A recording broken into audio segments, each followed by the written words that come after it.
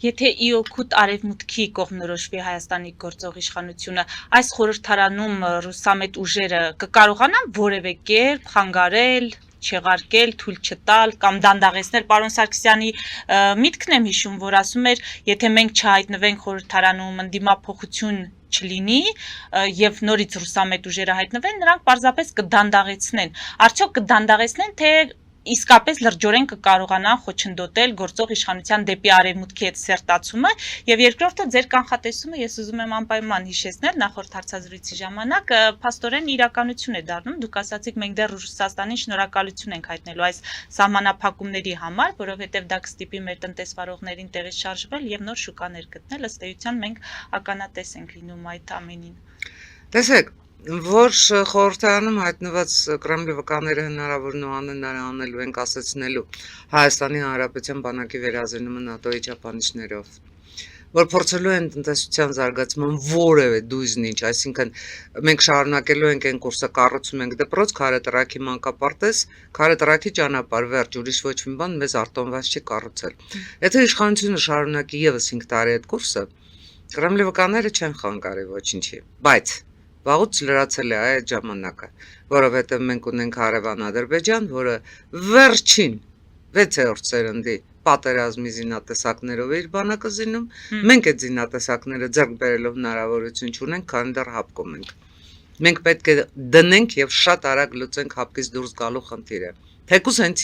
Թեկուզ հենց հիմա գիտեք ինչու հենց հիմա ԵԱՏՄ-ից դուրս գալու գնով։ Սկսենք հապկից, որովհետև հապկը ինքն է հիմա պահանջում, որ մենք կամ 2 տարվա անդամավճարները մուծենք, կամ վերադառնանք, կամ հայտարարենք, որ հեռանում ենք, կամ էլ դնելու են մեզ հեռացնեն։ Ես իհարկե գերադասեի, որ ոչ թե սպասեին որոշակի ժամանակ, այլ հենց հիմա հեռացնեի, բայց դա Ռուսաստանի Դաշնության ձեռքին քաղաքական գործիք է, Ռուսաստանի Դաշնությունը իր տնտեսական գործիքները կորցնելուց հետո քաղաքական գործիքներից այդքան դից չի հրաժարվի։ Հիմա ասում եք խորհրդարանը կխոչընդոտի, թե չի խոչընդոտի, նայած ինչ քաղաքականություն կվարի իշխանությունը։ Եթե իշխանությունը շարունակի վարել իր տարածաշրջանայնացման եւ բալանսավորման Հայաստանի Հանրապետության զարգացումը կասեցնող եւ Հայաստանի Հանրապետությունը խոցելի դարձնող քաղաքականությունը դա բոլորին էլ կբավարարի եւ խորհրդարանում շատ էլի կվերկենան պարզապես մեկը մեկին կասեն դավաճան հողատու արցախատու նրանք էլ կասեն կալուգացի կաշառատու հիմա կփոխվի մի քիչ այսպես փառապաշարը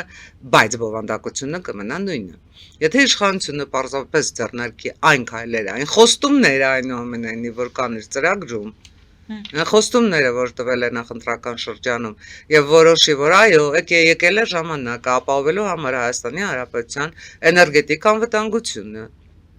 Վերջին հաշվով որոշի, թե որ պետության հետ պետք է կառուցվի երկրորդ ԱԵԿ-ը։ Եթե որոշի, որ այնուամենայնիվ Հայաստանի Հանրապետության համար գերկարևոր է մրցունակ ապրանքների արտահանումը, արդյունաբերական ապրանքների արտահանումը, այո, Կրեմլի վկաները խանգարելու են։ Այսինքն ամեն ինչ կախված է նրանից, թե իշխանությունը որ ճանապարհով կգնա, եթե գնալու է 21-26-ի ճանապարհով, ունենալու են կորած հնարավորությունների, տապալված նախաձեռնությունների Եվս 5 տարի եւ ես կարծում եմ որ 5 21 26-ի 5-ը եւ 26-31-ի 5-ը համատեղ իրար գումարած Հայաստանի Հանրապետության միջին վիճակագրական ընտրողը պետք է սկսի հասկանալ իր սխալները պետք է սկսի գիտակցել իր պատասխանատվությունը որովհետեւ երբ աշխարհում այսքան բուռն զարգացումներ են լինում երբ ամենայն դեպս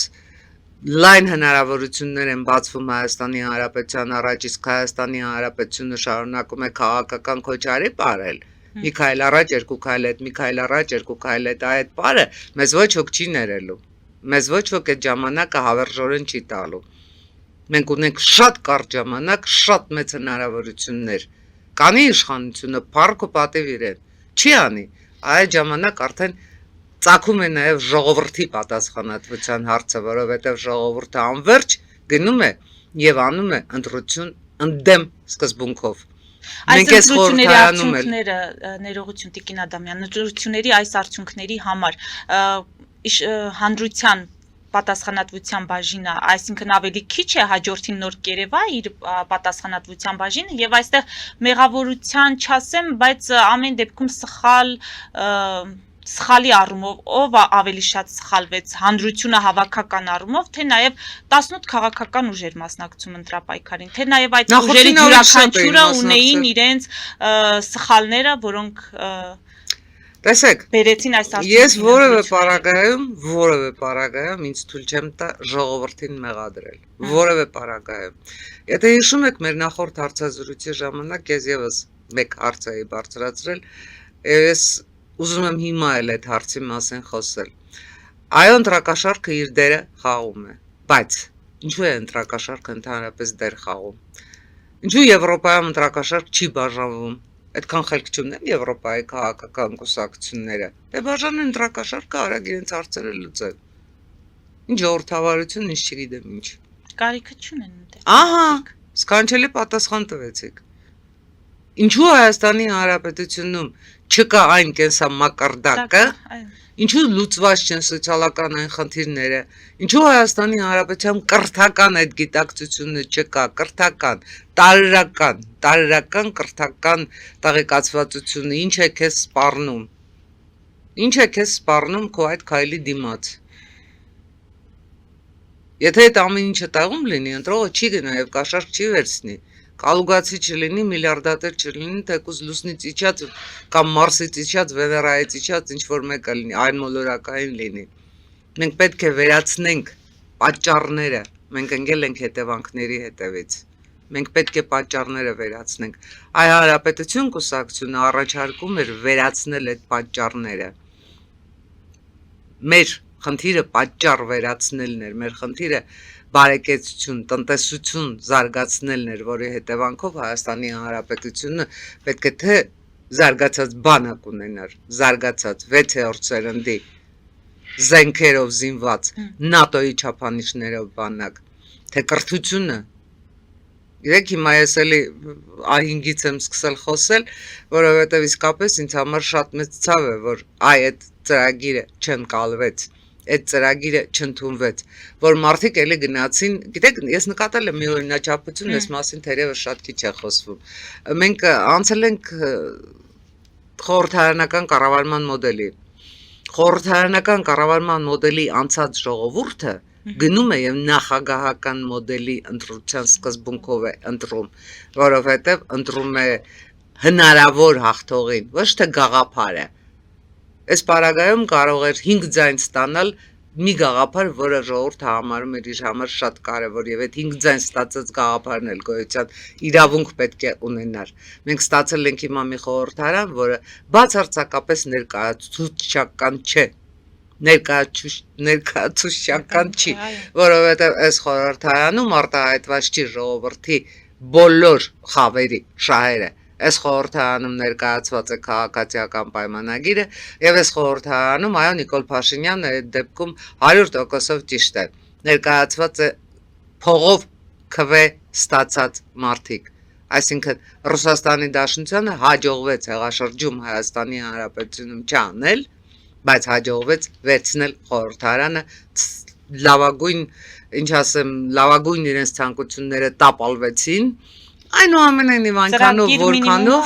այնքանով որքանով ստացվեց, փորձեցին վերցնել խորհրդարանը, այո դուք ճիշտ բանաձևեցիք, ծրագիր մինիմում կատարվեց, մաքսիմումի փորձերը վստահեցնում եմ ձեզ չեն դադարելու։ Մենք պետք է պաշտպանված լինենք, մենք պետք է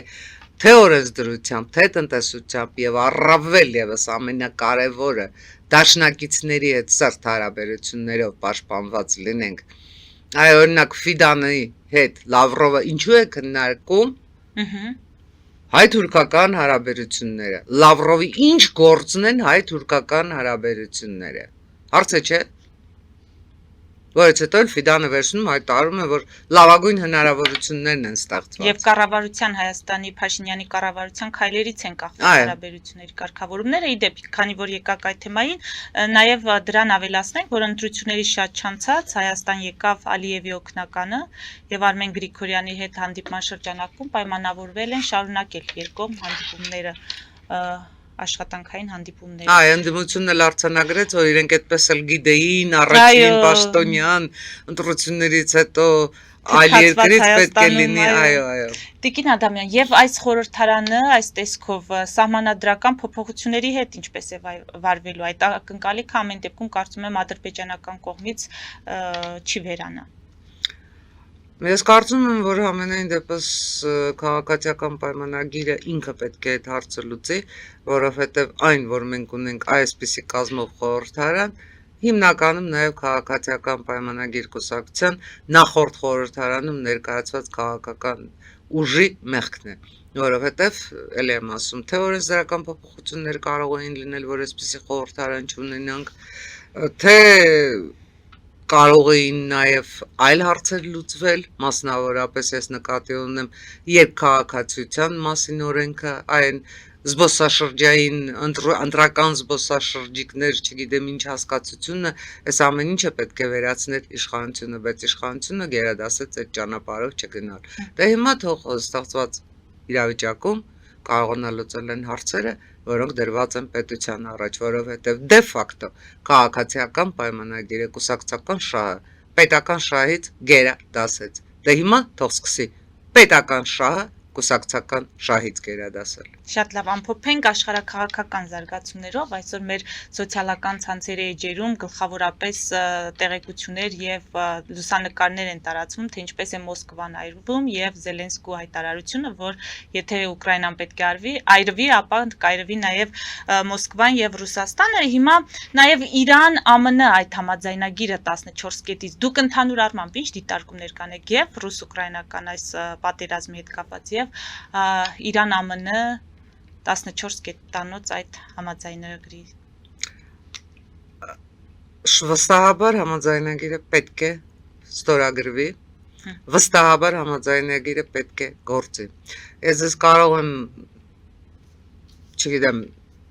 լավ, ասեմ ինչ կա։ Ես համոզված եմ, որ Ամերիկայի Միացյալ Նահանգները այդ քայլը անում է նաև տրիպի համար, որովհետև շատ կարևոր է տարածաշրջանում վերջին կոնֆլիկտի վերացումը։ Եվ շատ կարևոր է, որ այն երկրները, որոնք պարբերաբար փորձում են գտախոթումներ անել Հայաստանի Հանրապետության գործերին, Ադրբեջանի գործերին, Իրանի գործերին, տարածաշրջանում կորցնեն վերջին պատվարը։ Միանշանակ է, որ Ռուսաստանի Դաշնությունը այս ընթացքում վստահաբար դուք եք համոզվել օրվա լրահոսին հետևելով, որ Իրանի Իսլամական Հանրապետության ղեկավարությունն ինչ կապերի մեջ է Ռուսաստանի հետ։ Ամեն քայլափոխին զեկուցում էր ինչ կատարվեց, ինչ անենք, նույնիսկ ինչ-որ պահի խոսակցություն գնաց, որ կպատրաստեն իրենց ուրանի պաշարները հանձնել Ռուսաստանին եւ այլն եւ այլն եւ այլն։ Տարածաշրջանից Ռուսաստանի վերջին պատվարը Իրանն է մնացել։ Եվ եթե Ամերիկայի Միացյալ Նահանգները կարողանում է Իրանը եւս դուրս բերել Ռուսաստանի ջրաններից, եթե Ամերիկայի Միացյալ Նահանգներին հաջողվում է նաեւ այնտեղ Իսրայելին հաշտությամբ բերել Իրանի հետ, ես կարծում եմ, որ ոչ միայն մեր տարածաշրջանում հարավային Կովկասում, այլև մեծ մերձավոր արևելքում են ստեղծվում իսկապես զարգացման, իսկապես խաղաղության տարածաշրջանի հնարավորություններ։ Դա շատ բարդ խնդիր է, իսկապես շատ բարդ խնդիր է, եթե վերցնենք մեծ մերձավոր արևելքի կտրվածքով, որտեղ այնտեղ ունենք մենք Լիբանանը իր Հեզբոլլահով, մենք ունենք Իրան, որը իր պրոքսիներով ամբողջ մեծ մերձավոր արևելքում է ամբողջ, ինչ ասեմ, չհայտարարված պատերազմներ մղել, սկսած Սիրիայից, Լիբանանից, հութիներով եւ մյուս պետություններով։ Ռուսաստանը կամաց դուրս մղվեց, թե Սիրիայից, թե հութիներից, թե Աֆրիկայից է սկսում դուրս մղվել։ Այստեղ արդեն ես կարևորում եմ Զելենսկու դերը, որովհետեւ տեսեք, գիտեք, շատ կարևոր է ղեկավարի կամքը։ Ես ուզում եմ մի պարզ իրողություն հիշեցնել։ Երբ Ռուսաստանի Դաշնությունը հարձակվել էր Ուկրաինայի վրա եւ պատրաստվում էր 3 օրում գրավել Կիևը, շատ արևմտյան առաջնորդներ Զելենսկուն ասում էին գնա Լվով, մենք քեզ կպահենք։ Այսինքն այդ պարագայում մենք ունենալու էինք 2 Ուկրաինա, արևմտյան եւ թերևս արևելյան, բայց Զելենսկին մնաց ու կռվեց։ Զելենսկին քաղաքական որոշում ընդունեց իր պետության ինքնիշխանությունը պաշտպանելու, ոչ թե 2 աթոռի վրա նստելու ու բոլոր հնարավոր ճոպանների վրա լարախաղացություն անելու, այլ ժողովրդավարություն պաշտպանելու, պետություն պաշտպանելու, եւ Զելենսկին այսօր հաղթում է։ Ոնց ուզում եք վերցրեք։ Այրվող Մոսկվան դա է վկայում։ Զելենսկին այսօր հաղթում է, որովհետև պատերազմի 5-րդ տարում, 5-րդ ես ասում, կրկնում եմ, հայնական մեծ պատերազմը ավելի կարճ է տևել։ Պատերազմի 5-րդ տարում Ռուսաստանի Դաշնությունը չլուծեց որևէ խնդիր, որ իր առաջ դրել էր։ Հակառակը ՆԱՏՕ-ն ավելի մոտեցավ իր սահմաններին, հակառակը Ուկրաինայում արդեն բանակցությունները Եվրամիությունում սկսվել Ուկրաինայի անդամակցության, Ուկրաինայի ու Մոլդովայի անդամակցության վերաբերյալ եւ կա համաձայնություն անկախ նրանից Ուկրաինան ՆԱՏՕ-ի անդամ թե ՆԱՏՕ-ի անդամ չէ, ՆԱՏՕ-ն ամեն ինչ արել եւ անում է Ուկրաինայի համար։ Ինչ ստացավ Ռուսաստանը։ Արդյոք սա ռազմավարական պարտություն չէր, միանշանակ ռազմավարական պարտություն էր։ Էլ չասած արդեն զոհերի մասին ցավոք երկուստեք։ Տեսեք, հիմա նույնը կատարվում է մեր տարածաշրջանում։ Ռուսաստանը կորցրել է Հայաստանը, կորցնում է Հայաստանը, գիտակցում է, չի գիտակցում, կորցրելը կորցնում է։ Եվ Ամերիկայի Միացյալ Նահանգների Իրան համաձայնագրով Ռուսաստանը կորցնելու է նաև Իրանը։ Եվ տարածված որ Իրանում նաև աշխարհիկ պետություն շատ արագ հաստատվի, որովհետև աշխարհիկ պետության հաստատումով Իրանը դուրս է գալու տարածաշրջանում զարգացած Իրանի պաշարները, Իրանի տարածքը, Իրանի բնակչությունը, երիտասարդ բնակչությունը, այդպիսի պետություն ունենալու պարագայում, գիտեք, մեղք է այդքան տնտեսական խնդիրներ ունենալը։ Տարածաշրջանը փոխում է դեմքը, տարածաշրջանը փոխում է աշխարհագրությունը, տարածաշրջանում այնպիսի տեկտոնիկ փոփոխություններ են, որ Հայաստանի Հանրապետությունը պարզապես ելք չունի դեպի արևմուտք չգնալու, որտեղ արևմուտքը արդեն այստեղ է, ու այստեղ այլևս չեն հարցնելու Ռուսաստանի հետ սիրում ես Ռուսաստանին, չես սիրում Պուտինը քեզ շնորհավորում է, դե Պուտինը դու ես Պուտինին շնորհավորում։ Դրանք 64-րդական հարցեր են վստահեցնում եմ ձեզ։ Մենք արդեն դիմագիծ ենք փոխել, ու այդ փոխված դիմագծի մեջ հանրապետություն կուսակցությունը շատ կարևոր դեր ունի։ Անկախ նրանից խորհրդարանում է, թե խորհրդարանում չէ, այսօր չէ, վաղը լինելու է։